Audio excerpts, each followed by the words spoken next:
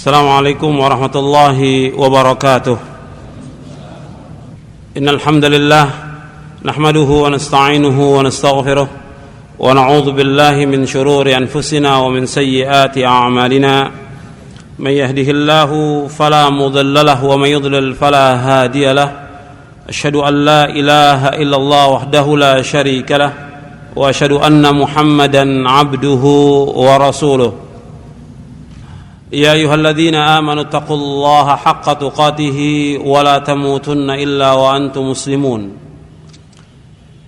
يا أيها الناس اتقوا ربكم الذي خلقكم من نفس واحدة وخلق منها زوجها وبث منهما رجالا كثيرا ونساء واتقوا الله الذي تساءلون به والأرحام إن الله كان عليكم رقيبا يا أيها الذين آمنوا اتقوا الله وقولوا قولا سديدا يصلح لكم أعمالكم ويغفر لكم ذنوبكم ومن يطع الله ورسوله فقد فاز فوزا عظيما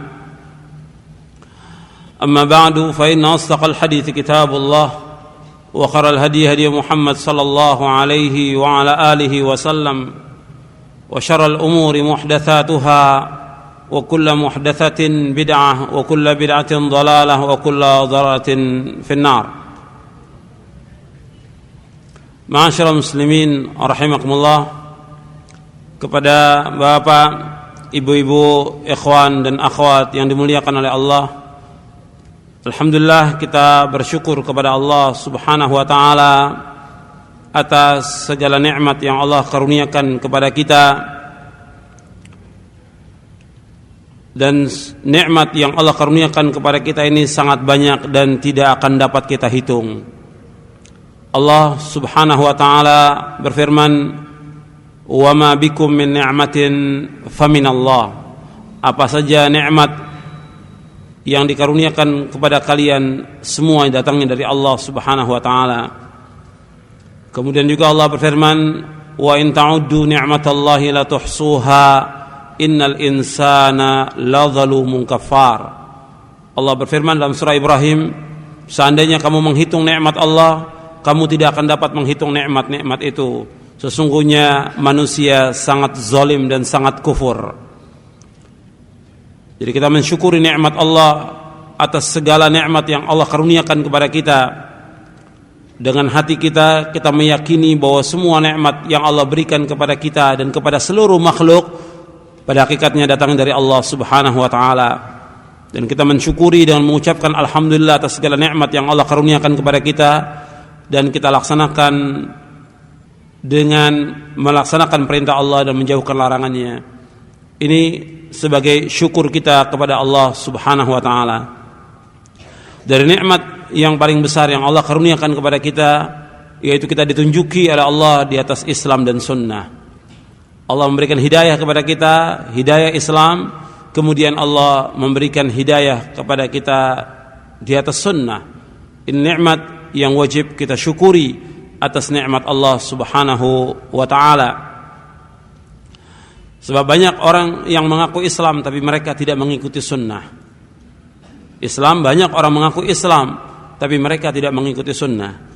Karena itu nikmat yang mutlak menurut penjelasan Al-Imam Ibnul Qayyim, yaitu nikmat Islam dan nikmat sunnah, serta diberikannya nikmat al-afiyah.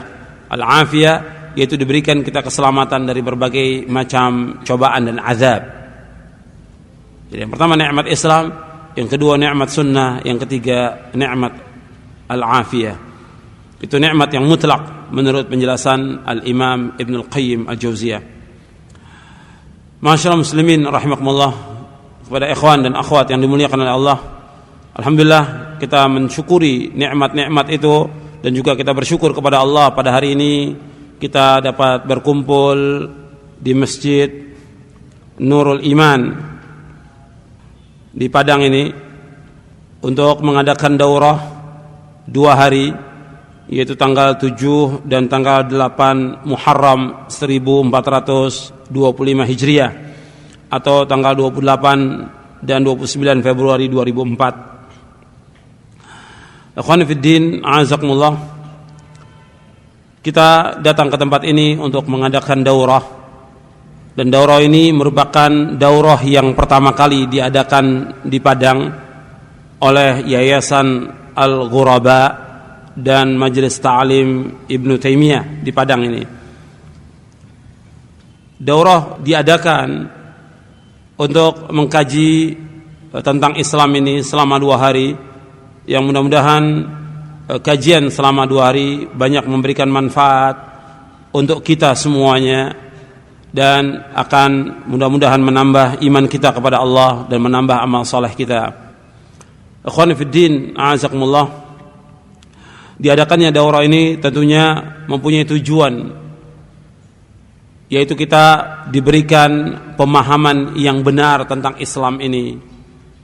Yang mungkin selama ini kita memahami tentang Islam keliru atau salah, atau kita mengikuti pemahaman yang menyimpang, maka dengan daurah ini mudah-mudahan kita akan diluruskan kembali, diberikan ilmu, kemudian juga diberikan pemahaman yang benar. Makanya kita akan kaji pada kesempatan ini. Yang pertama berkaitan tentang masalah akidah, karena masalah akidah merupakan masalah prinsip, masalah yang sangat penting, masalah asas. Jadi yang kita akan kaji pada kesempatan ini dalam sehari ini insyaallah tentang akidah.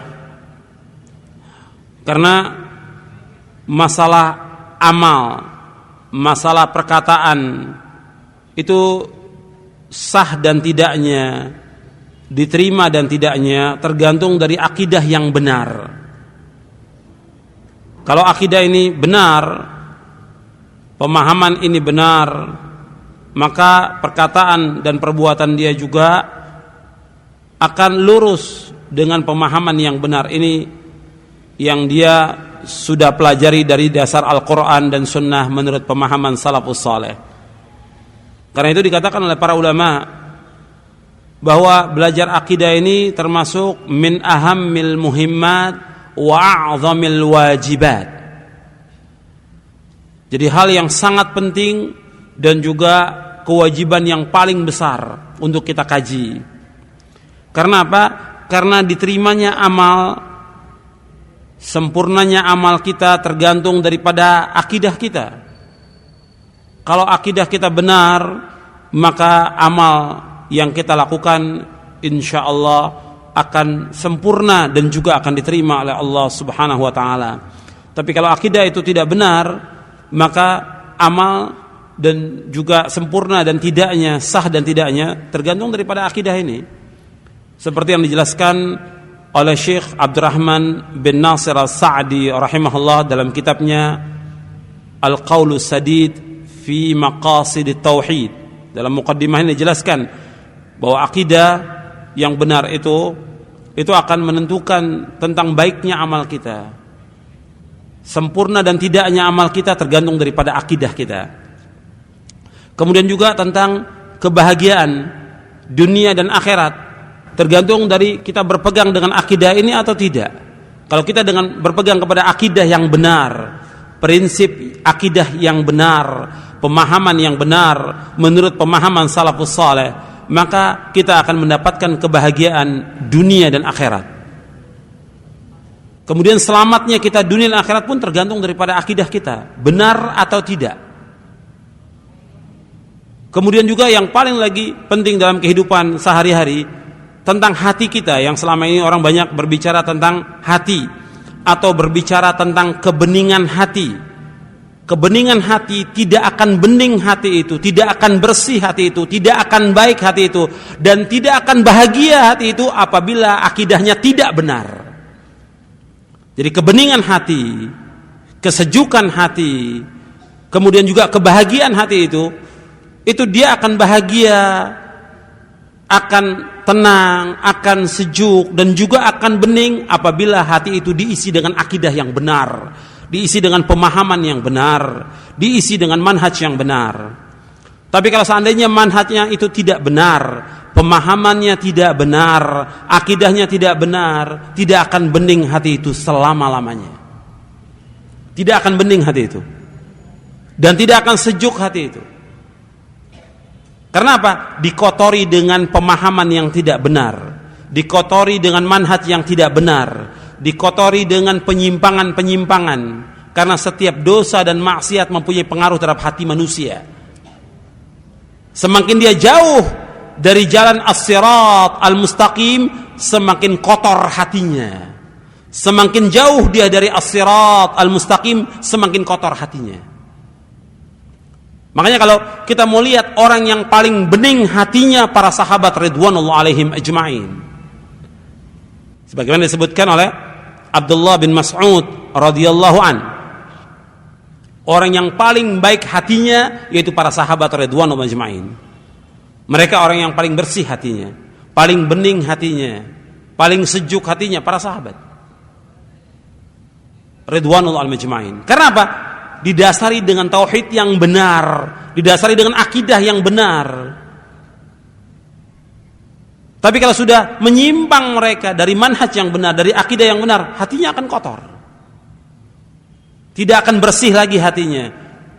Meskipun dia berbicara dengan panjang lebar tentang hati, hebatnya hati, dan yang lainnya, tapi kalau manhajnya tidak benar, tidak akan bersih hati itu. Sebab hati itu dia akan baik apabila diisi dengan akidah yang baik, yang benar, sesuai dengan Al-Quran wa Sunnah ala fahmi salaf. Tapi kalau ini sudah menyimpang, akidahnya tidak benar, manhajnya tidak benar, kemudian dia banyak berbuat bid'ah,